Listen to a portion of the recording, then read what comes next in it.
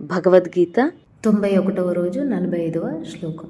త్రైగుణ్య విషయ వేద నిస్త్రైగుణ్యో భావార్జున నిర్ధవంధ్వో నిత్యసత్వస్థో నిరోగ్యక్షేమ ఆత్మావాన్.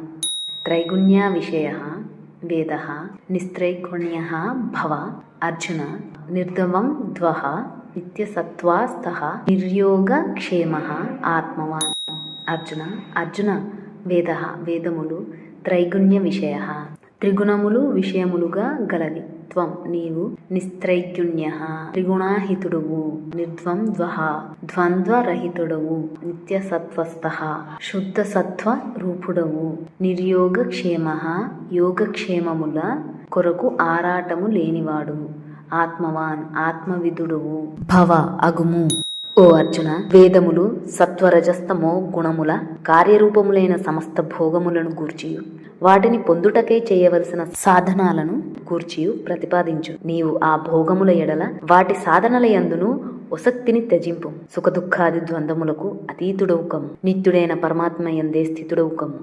నీ యోగక్షేమముల కొరకు ఆరాటపడవద్దు. అంతఃకరణమును వశమునందుంచుకొనుము.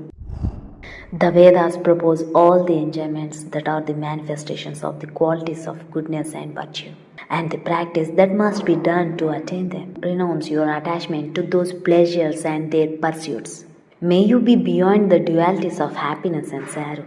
May you be stable in the eternal supreme soul. Don't be bothered about your well-being anxious. Control your inner self.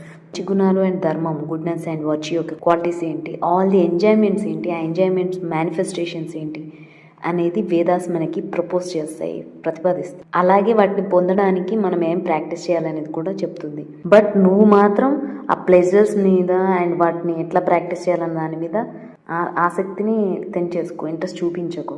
సుఖం దుఃఖం అని రెండింటి ద్వంద్వ స్వభావం, రెండు స్వభావాలకు లోన్ కాకుండా దానికి బియాండ్ అతీతుడు కావు. అండ్ ఎటర్నల్ అయిన సుప్రీం సోల్ దగ్గరే నువ్వు స్టేబుల్గా ఉండు. నీ వెల్బీయింగ్ కోసం నువ్వేం ఆలోచించకు, ఆరాటపడకు. అండ్ అంతఃకరణ మొత్తం నీ ఇన్నర్ సెల్ఫ్ని కంట్రోల్లో పెట్టుకో అని చెప్తున్నారు.